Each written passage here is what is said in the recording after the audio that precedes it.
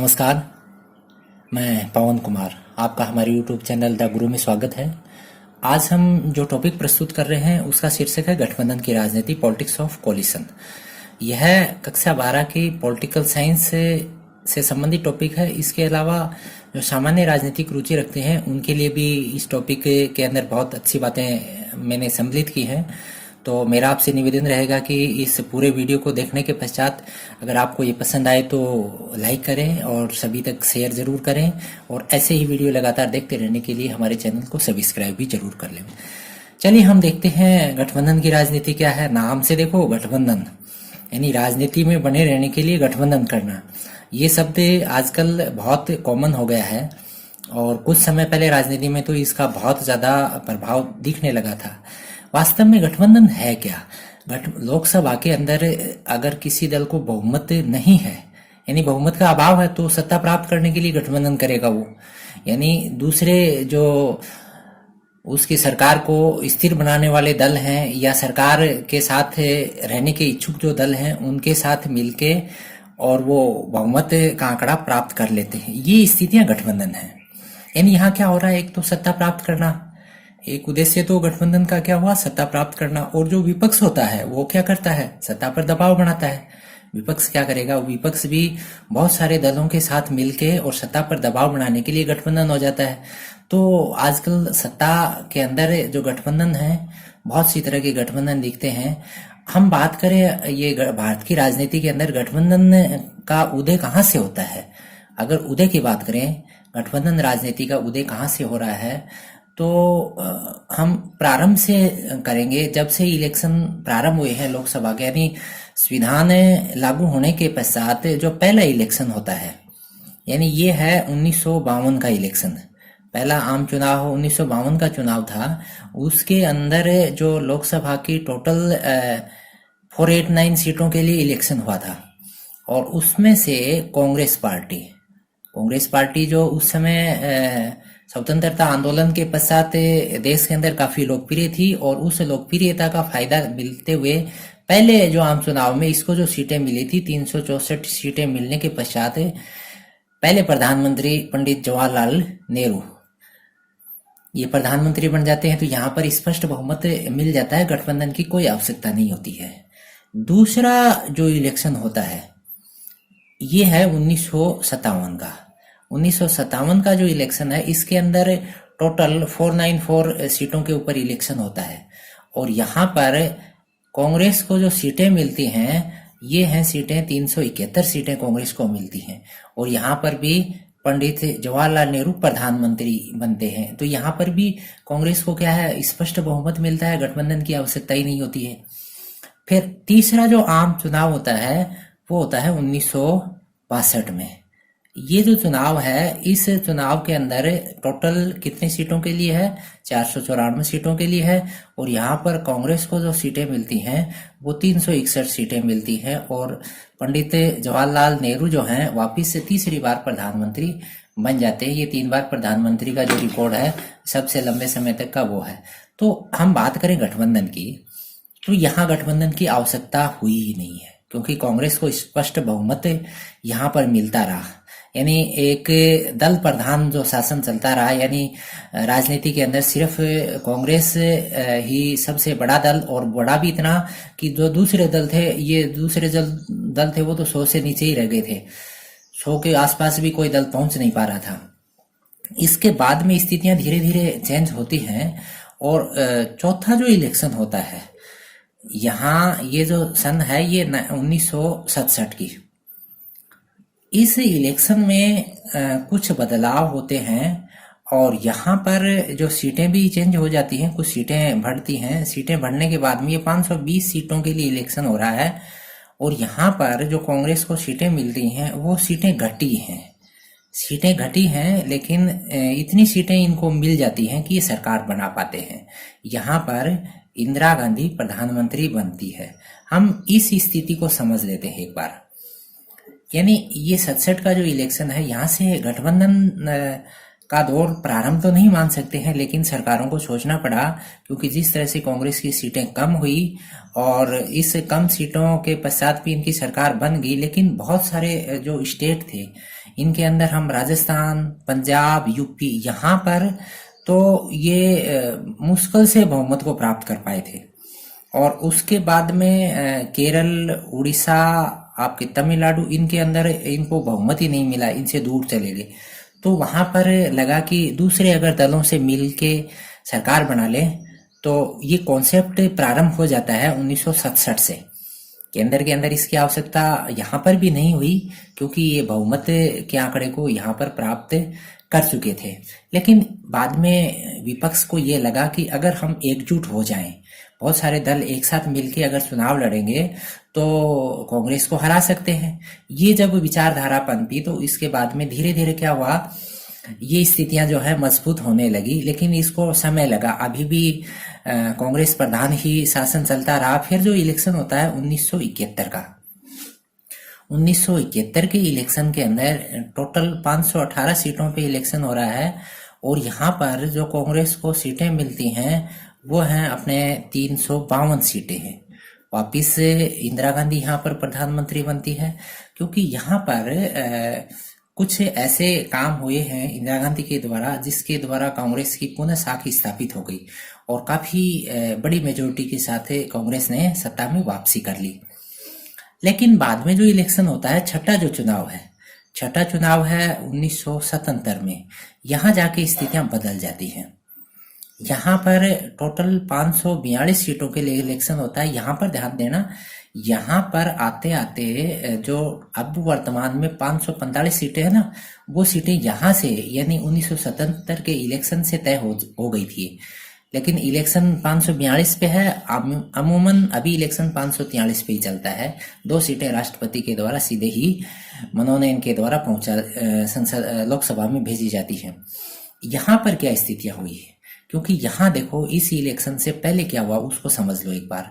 एक तो आपातकाल लगा था, इंदिरा गांधी ने जो आपातकाल की घोषणा की थी उसके पश्चात लोगों का कांग्रेस से काफी जो है अलगाव हो गया था। उस अलगाव का फायदा किसको मिला, एक नई पार्टी बन के आई, वो पार्टी थी जनता पार्टी। ध्यान देना, जनता पार्टी, ये नई पार्टी उभरी और ये है गठबंधन की शुरुआत। ध्यान देना 1977 में जनता पार्टी का गठन ही आपके गठबंधन की शुरुआत मान सकते हैं। और जनता पार्टी के साथ 5 अन्य दल भी मिले, और इन दलों ने मिलके 295 का आंकड़ा प्राप्त कर लिया, और इस तरह से इन्होंने सत्ता में यानी एक नई एंट्री कर ली। और यहाँ पर कांग्रेस को जो सीटें मिली थी वो काफी कम सीटें थी, 189।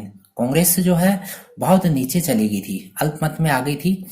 और कांग्रेस की ये जो स्थिति थी, इसका मैंने बता ही दिया था, जो आपके इंदिरा गांधी का इमरजेंसी के पश्चात लोगों का कांग्रेस से अलगाव। जनता पार्टी की जो सरकार आई, उस सरकार के अंदर प्रधानमंत्री बनाया आपके मोरारजी देसाई को। आप प्रधानमंत्रियों के बारे में पूरा विवरण मेरे एक अलग वीडियो में भी देख सकते हैं। मोरारजी देसाई को जनता पार्टी और अन्य दलों के समर्थन से सरकार बनाई, और ये सरकार जो है ज्यादा स्थिर नहीं हो पाई, क्योंकि पहली बार एक जोड़ तोड़ की सरकार थी, विचारधाराओं में सामंजस्य नहीं हुआ। ये सरकार जो है डगमगाने लगी, तो चौधरी चरण सिंह को प्रधानमंत्री बनाना पड़ा। चौधरी चरण सिंह, इसको समर्थन किसने दिया, इसको बाहर से समर्थन दे दिया कांग्रेस ने। इसको चौधरी चरण सिंह को बाहर से समर्थन किस पार्टी ने दिया, कांग्रेस ने दिया। लेकिन कांग्रेस ने भी बाद में समर्थन वापस ले लिया, चौधरी चरण सिंह को भी इस्तीफा देना पड़ा। और ये तो ऐसे प्रधानमंत्री हुए जो संसद में भी क्या है नहीं पहुंच पाए, यानी इतने दिन तक प्रधानमंत्री का कार्यकाल ही नहीं रहा कि वहां की मीटिंगें होती और वहां पर पहुंचते। तो अगर आप चौधरी चरण सिंह के बारे में विस्तार से देखना चाहते हैं तो मेरा एक जो वीडियो है विवेचना के अंदर प्लेलिस्ट में, उसके अंदर इसको देख सकते हैं। तो हम बात करें गठबंधन की, तो 1977 में गठबंधन का प्रारंभ होता है काम, यानी 1977 में गठबंधन का प्रारंभ मान सकते हैं हम। इसके पश्चात जो अगला जो चुनाव होता है, 7वां जो इलेक्शन है, 7वां जो आम चुनाव है, ये होता है 1980 में। देखो मध्यावधि चुनाव हो गया ये, 1977 के बाद में 80 में चुनाव हो गया, क्योंकि सरकार तो ज्यादा दिन चल नहीं पाई।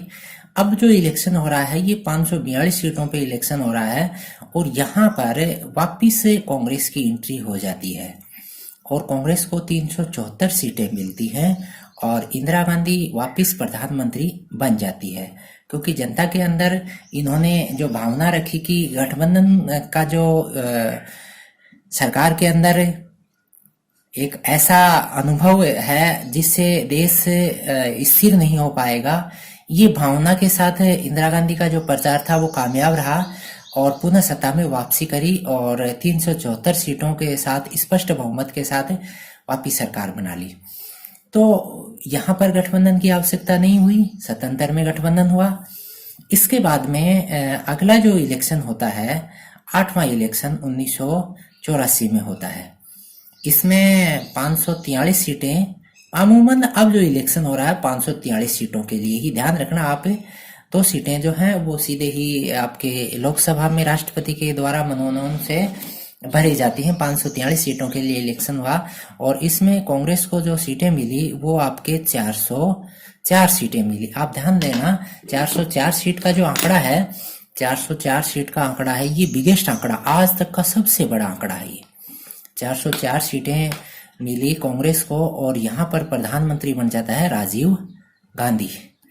यहाँ पर क्या फायदा मिला इनको? एक तो ये फायदा मिला, इंदिरा गांधी की यहाँ पर हत्या हो चुकी थी और उस हत्या का फायदा कांग्रेस को मिला और राजीव गांधी एक नया जोश था और ये सारी चीजें मिलते हुए कांग्रेस को जबरदस्त फायदा मिलते हुए 404 सीटें, गठबंधन की यहाँ पर कोई आवश्यकता नहीं हुई।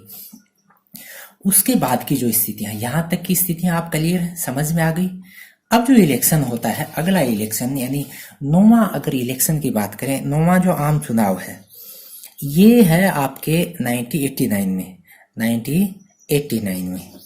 यहाँ पर 543 सीटों के लिए इलेक्शन होता है और यहाँ पर ध्यान देना, आपके कांग्रेस को जो सीटें मिलती हैं वो आपके 197 सीटें हैं। कितनी ज्यादा सीटें कम होगी? इससे पहले जो इलेक्शन था 1984 का, उसके अंदर कांग्रेस को 404 सीटें थी।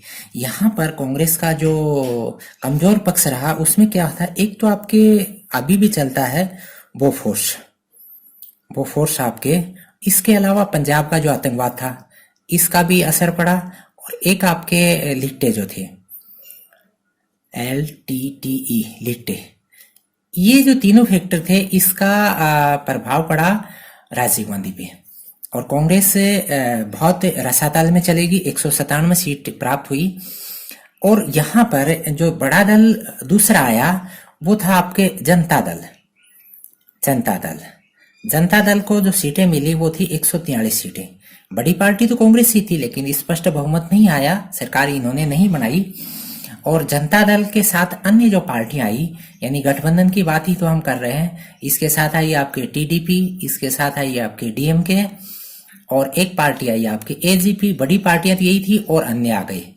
इस तरह से इन्होंने क्या किया, बहुमत के आंकड़े को प्राप्त कर लिया और प्रधानमंत्री किसको बना दिया? VP सिंह को, विश्वनाथ प्रताप सिंह को।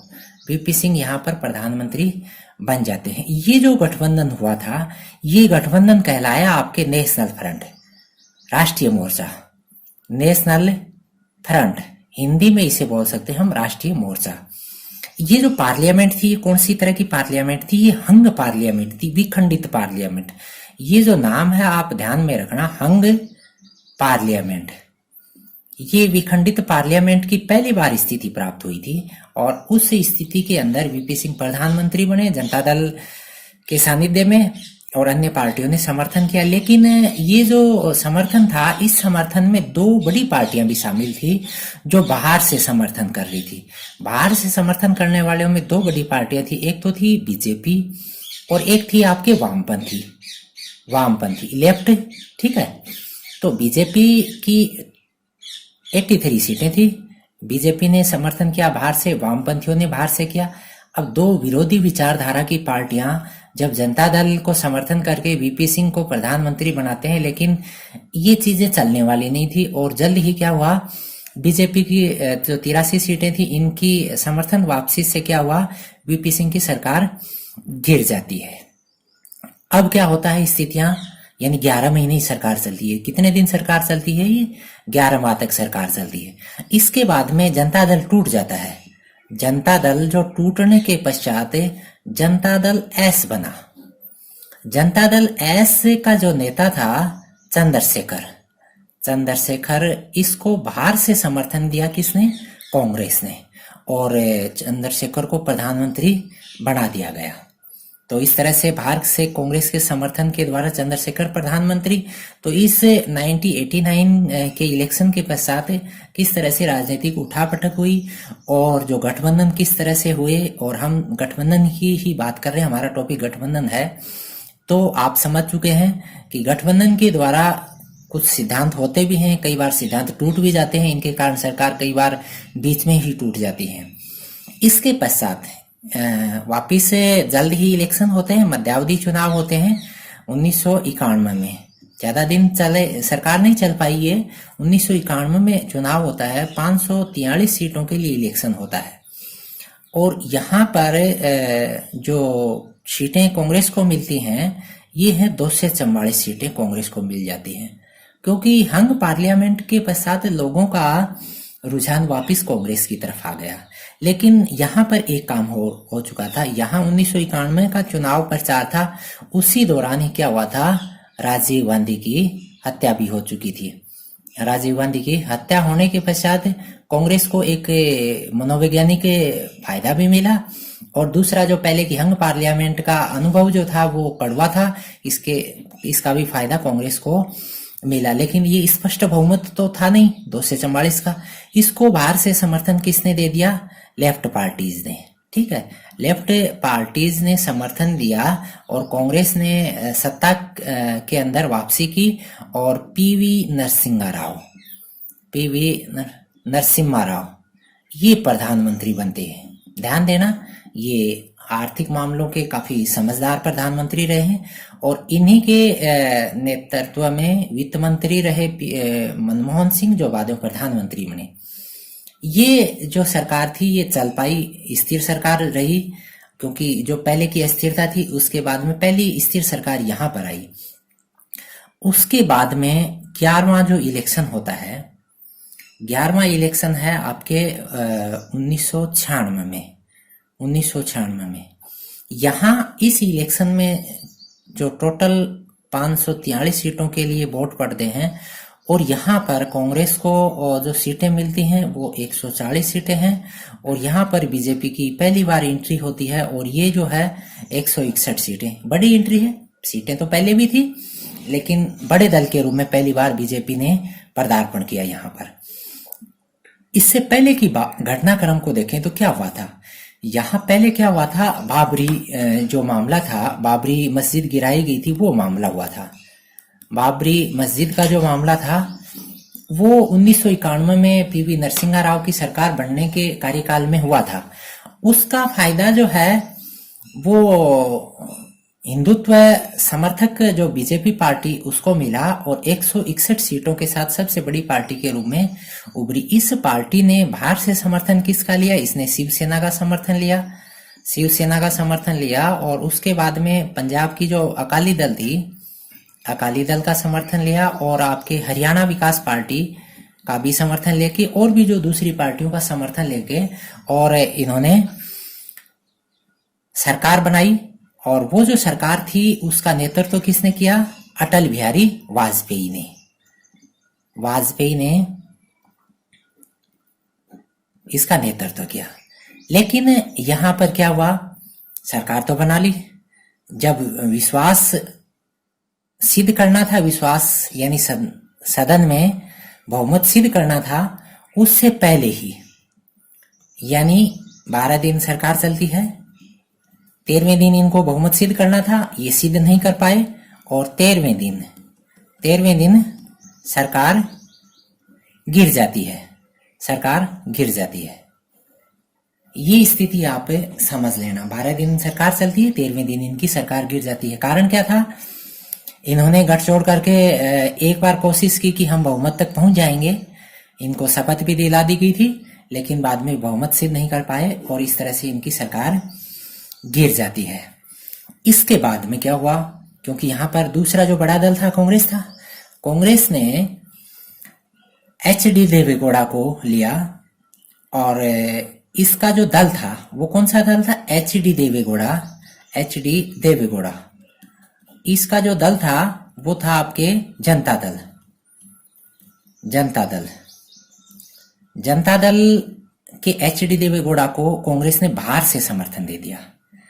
और इसके साथ में और कौन कौन हुई पार्टी? आपके जनता दल तो था ही मैन, आपके लेफ्ट पार्टीज हुई और आपके कांग्रेस हो गई। इस तरह से एच.डी. देवेगौड़ा ने सरकार बना दी। बाद में प्रधानमंत्री बन गए एच.डी. देवेगौड़ा। लेकिन इसके अंदर आपस में क्या हुआ था? खींचातानी हुई, और खींचातानी होने के पश्चात क्या हुआ? एच.डी. देवेगौड़ा को प्रधानमंत्री पद छोड़ना पड़ा। और इसी गठबंधन के अंदर दूसरा व्यक्ति चुना गया, वो था आपके आई.के. गुजराल, इंदर कुमार गुजराल। इंदर कुमार गुजराल को बाद में प्रधानमंत्री बना दिया गया। ध्यान देना, एच.डी. देवेगौड़ा का जो जनता दल था उसके अंदर करीबन 13 दल थे टोटल। 13 पार्टियों ने मिलके ये सरकार बनाई थी। और उसके बाद में इंदर कुमार गुजराल की जब सरकार बनी तो इसके अंदर 15 दलों को ले लिया था। तो इस तरह से गठबंधन का जो दौर था यहाँ पर चरम पे आ गया था।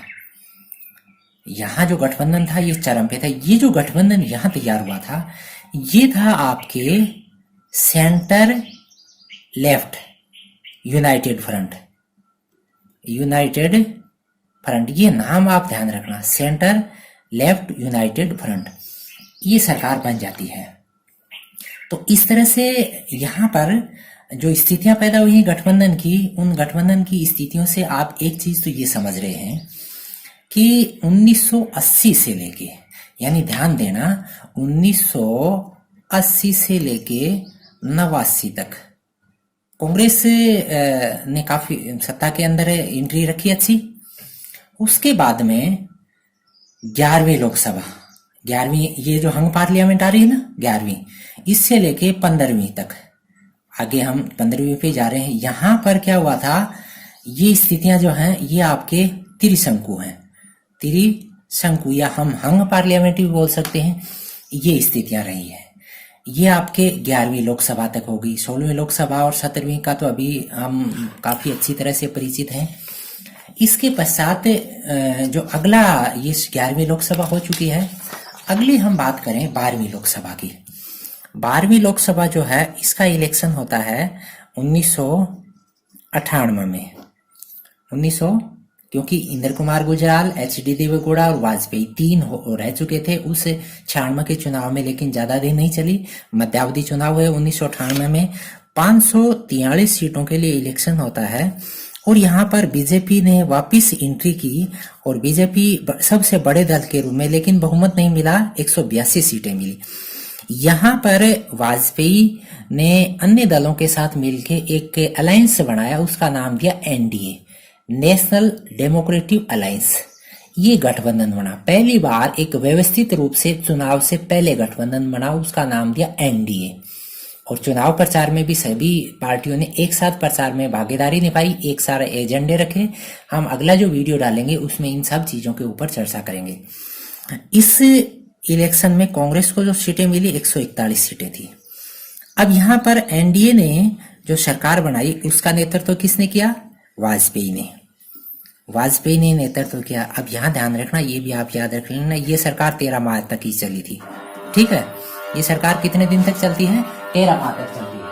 एनडीए की जो दूसरी, पहली जो सरकार थी वो आपके 13वें दिन में गिर गई थी, दूसरी जो सरकार है 13 माह तक चलती है। यहाँ पर बहुत सारे दल मिलते हैं, करीबन 18 दल। 18 दलों का गठबंधन जो है एनडीए हुआ था ये। और इस तरह से ये जो वाजपेयी की सरकार 13 महीने के पश्चात गिर जाती, उसकी भी मैं बात बता दूं। इस गठबंधन के अंदर एक पार्टी थी AIADMK, ऑल इंडिया अन्ना द्रविड़ मुन्नेत्र कड़गम। इस पार्टी की मुखिया थी जयललिता। जयललिता ने समर्थन वापस लिया और वाजपेयी की सरकार गिर गई थी। तो ये स्थितियां जो हैं आप ध्यान में रखना। अब यहाँ पर कांग्रेस जो थी वो भी सरकार बनाने की स्थिति में नहीं थी। इस तरह से अगला जो चुनाव हो जाता है 13वीं लोकसभा, ये 1999 की बात है। और इसके अंदर टोटल 543 सीटों के अंदर इलेक्शन होता है और यहाँ पर कांग्रेस को जो सीटें मिलती हैं वो हैं 114 सीटें हैं और बीजेपी को सीटें जो मिलती हैं वो हैं 182 सीटें मिलती हैं। और इस तरह से बीजेपी ने अन्य जो पार्टियां थी उन पार्टियों के साथ मिलके और इसके अंदर 20 पार्टियां और मिली, 20 जो दल थे दूसरे दल आए, इन सभी दलों ने मिलके और सरकार बनाई और ये सरकार है पूरे कार्यकाल तक चली। इसमें भी बहुत सारे लोग इस दौरान आते रहे जाते रहे, लेकिन क्या था यहाँ पर जो नेतृत्व वाजपेयी के पास था, वाजपेयी एक साफ छवि के व्यक्ति थे। ये लोगों के बीच में सामंजस्य स्थापित करने में सफल रहे और इसके कारण इनकी जो सरकार थी वो लंबे समय तक चल पाई। लेकिन फिर भी ये इस उठापटक से परेशान हो गए। 8 माह पहले ही इन्होंने क्या किया, लोकसभा भंग करके और चुनाव करवा लिया। यानी अगली जो लोकसभा 14वीं लोकसभा 2004 में इलेक्शन होते हैं और इसके अंदर 543 सीटों के अंदर इलेक्शन होते हैं। यहाँ पर कांग्रेस ने एक गठबंधन बनाया। कांग्रेस और इसकी जो पार्टी साथी थी, अन्य जो दल थे, इन्होंने मिलकर गठबंधन बनाया, उसका नाम पड़ा यूपीए। पहली बार चुनाव से पहले, क्योंकि कांग्रेस को लगा कि हम भी एक गठबंधन बना लें और उस गठबंधन का जैसे बीजेपी ने यहाँ पर एनडीए बना लिया था और यहाँ पर भी एनडीए था ये, और कांग्रेस ने यहाँ पर जो गठबंधन बनाया उसका नाम यूपीए रखा, यूनाइटेड प्रोग्रेसिव अलायंस।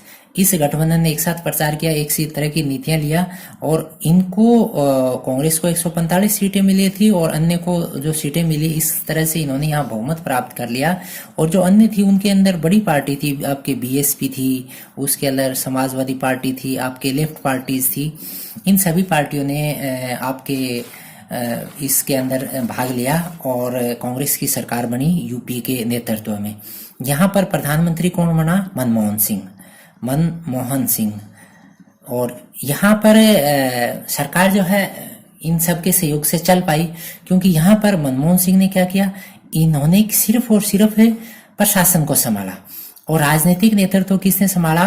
राजनीतिक नेतृत्व सरकार का किसके पास था? ये था आपके सोनिया गांधी के पास।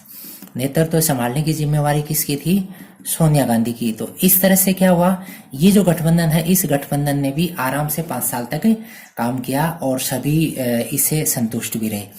इसके बाद में 15वीं लोकसभा का इलेक्शन 2009 में होता है और ये जो गठबंधन जो थे, इन्हीं गठबंधनों का आपस में चुनाव होता है और इसमें वापिस कांग्रेस ने यहाँ पर बाजी मारी और कांग्रेस को यहाँ पर सीटें मिली थी, 2 से 6 सीटें मिली थी और अन्य पार्टी जो थी उनके साथ मिल के और यूपीए ने पुनः सरकार बनाई। और भाई वहाँ यहाँ पर भी मनमोहन सिंह प्रधानमंत्री बनते हैं। मनमोहन सिंह दूसरी बार प्रधानमंत्री बन जाते। यहाँ पर जो बड़ी पार्टियां थी वो आपके आरजेडी थी, आपके बीएसपी थी, आपके समाजवादी पार्टी थी, आपके एनसीपी थी। ये सभी पार्टियां जो थी इसके अंदर थी। यहाँ ये गठबंधन भी पहले से ही तैयार था, इन सब की नीतियां जो पहले से तैयार थी, इस तरह से इनका शासन भी ठीक चला। इसके बाद में जो 16वीं लोकसभा का इलेक्शन था वो आपके 2014 में होता है। इस इलेक्शन के अंदर 543 सीटें थी। यहाँ पर जो कांग्रेस को जो सीटें मिलती हैं वो 44 सीटें हैं। यहाँ पर डाउनफॉल, सबसे नीचा डाउनफॉल ये पहली बार कांग्रेस का। यहाँ पर बीजेपी और एनडीए जो गठबंधन है, बीजेपी को 102 से 82 सीटें मिलती हैं। पहली बार जो है काफी दिनों के पश्चात, यानी 11वीं से लेके 15वीं लोकसभा तक जो अकाल था वो अकाल पूरा हुआ और पहली बार किसी पार्टी को स्पष्ट बहुमत मिला। लेकिन चुनाव से पहले ही इनका गठबंधन हो गया था और ये एनडीए गठबंधन था, इनने टोटल स्पष्ट बहुमत प्राप्त किया, लेकिन बीजेपी को भी स्पष्ट था। यहाँ पर इनकी सरकार बनी, इसका नेतृत्व किया नरेंद्र मोदी ने। ये गठबंधन भी था, यूपीए गठबंधन कांग्रेस के नेतृत्व में था, ये काफी नीचे चला गया। बीजेपी का जो एनडीए था इसने काफी प्रोग्रेस की। इसके पश्चात अभी जो इलेक्शन चल रहे हैं, अभी जो लोकसभा चल रही है, 17वीं लोकसभा है, ये आपके 2019 के अंदर हो रहे हैं। 2019 के अंदर 543 सीटों के अंदर इलेक्शन हुए थे।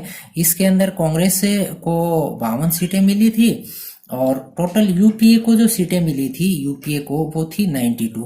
लेकिन आज की तारीख में यूपीए में जो सीटें हैं वो 112 सीटें। कारण क्या था, यूपीए में अब शिवसेना भी शामिल हो गई है। पहले शिवसेना किसका हिस्सा थी, एनडीए की थी। शिवसेना अब महाराष्ट्र के अंदर जो उठापटक होने के पश्चात शिवसेना ने एनडीए को छोड़ के यूपीए के अंदर शामिल हो गई है। और एनडीए को जो सीटें मिल गई थी जब इलेक्शन की काउंटिंग हुई थी उसके पश्चात जो एनडीए के पास सीटें थी 353 सीटें थी। इनके अंदर बीजेपी को जो सीटें मिली थी वो आपके 303 सीटें थी। ध्यान देना, ये जो बीजेपी का आंकड़ा है ये आज तक के इतिहास का सबसे बड़ा आंकड़ा है, ये 303 सीटें। और इसके बाद में जो बड़ी पार्टियां इसके अंदर थी उनके अंदर आपके एआईडीएमके है, जेडीयू है, नीतीश कुमार की पार्टी है। इसके अलावा आपके एलजेपी पासवान की पार्टी, अपना दल, एनपीपी, आरएलपी जो बेनीवाल की पार्टी है, एजीएसयू है, एनडीपीपी है। ये बहुत सारे दल जो हैं इन सब ने मिलके और ये 17वीं लोकसभा में एनडीए के नेतृत्व में चुनाव लड़ा और स्पष्ट बहुमत प्राप्त हुआ। बीजेपी को अलग से ही है स्पष्ट, लेकिन चुनाव लड़ा था एनडीए के नेतृत्व में। तो इस तरह से क्या हो गया कि गठबंधन जो है ये स्थिर गठबंधन अभी चल रहा है और इसका नेतृत्व अभी कर रहे हैं प्रधानमंत्री वर्तमान में जो है नरेंद्र मोदी। तो हम इस वीडियो के अंदर जिस तरीके से हमने सारी चीजें समझी कि किस तरह से गठबंधन जो है सरकार में आए और कहाँ कहाँ पर गठबंधनों के द्वारा सरकारें लंबे समय तक चली, कहाँ पर सरकारों को जल्द ही त्यागपत्र या सरकारों ने हार स्वीकार कर ली। अब ये चीजें समझने के पश्चात अब अगले वीडियो में हम चलेंगे कि इनके अंदर कोई तो प्रोटोकॉल होगा, कोई तो नैतिकता होगी, गठबंधन से किसको फायदा मिलता है, क्यों करते हैं ये गठबंधन। इन सब बातों को लेके हम अगला वीडियो प्रस्तुत करेंगे।